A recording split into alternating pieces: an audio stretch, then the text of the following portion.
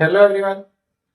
सीटी 10+2 2024 का जो पेपर है वह 22, 23 और 24 अक्टूबर को कुल 6 पारियों में पेपर आयोजित हुआ था।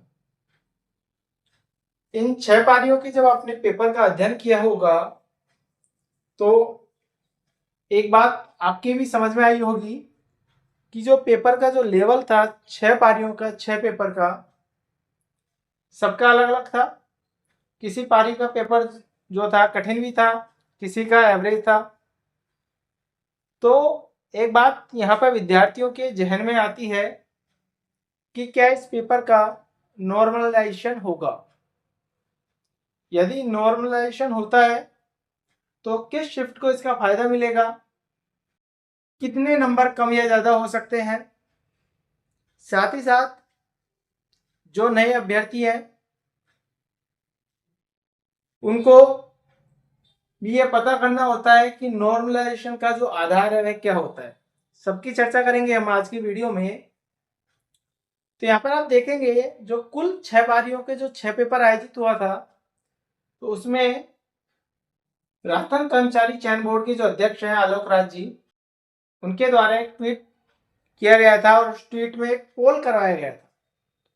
उस पोल के मुताबिक पेपरों का यहाँ पर कठिनाई का स्तर दिया हुआ है कि पहली पारी का जो पेपर था उसके कठिनाई का स्तर 47% था, दूसरी पारी के पेपर का 40%, तीसरी का 36, चौथी का 43, पांचवी का 40 और छठी का कठिनाई का स्तर 37%।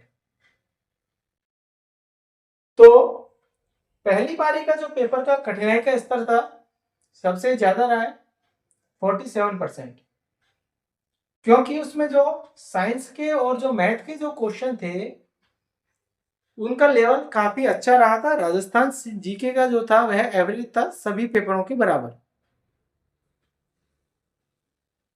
तो यदि हम कंपैरिजन 6 पारियों से करते हैं तो 6 पारियों में सबसे कठिन पेपर जो रहा था वह पहली शिफ्ट का पेपर रहा था।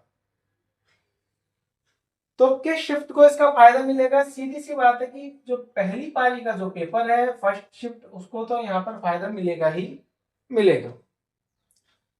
दूसरे नंबर पे यदि हम बात करते हैं तो आप देखेंगे जो चौथी शिफ्ट है इसका कठिनाई का स्तर कितना है यहाँ पर 43%। तो संभावना एक ये भी बनती है कि जो चतुर्थ पारी है फोर्थ शिफ्ट, इसको भी यहाँ पर फायदा मिलने की संभावना रहेगी। अब इस नॉर्मलाइजेशन का जो आधार है वो आधार क्या है, एक एग्जांपल की सहायता से समझते हैं। दो अभ्यर्थी हैं ए और बी, पेपर में क्वेश्चन पूछे गए 150, ए अभ्यर्थी ने अटेम्प्ट किए 120 और बी अभ्यर्थी अटेम्प्ट करता है 140 क्वेश्चन, और दोनों के लास्ट में कट पिट के जो आंसर सही क्वेश्चन बैठते हैं वे कितने बैठते हैं 100। ठीक है। अब नॉर्मलाइजेशन का जो आधार होता है वह होता है एक्यूरेसी। क्या होती है भाई? एक्यूरेसी। यहां पर पहले भी मैंने आपको बताया है कि पेपर में एक्यूरेसी सबसे ज्यादा मायने रखती है। यहां पर जो ए अभ्यर्थी है इसकी एक्यूरेसी जो है ज्यादा है मुकाबले बी के, तो ए अभ्यर्थी को यहां पर इस नॉर्मलाइजेशन का ज्यादा फायदा मिलने वाला है। ठीक है। कितने नंबर कम या ज्यादा हो सकते हैं? तो जिसका टफ पेपर रहा है उस अभ्यर्थी के नंबर यहां पर ज्यादा होने की संभावना रहेगी।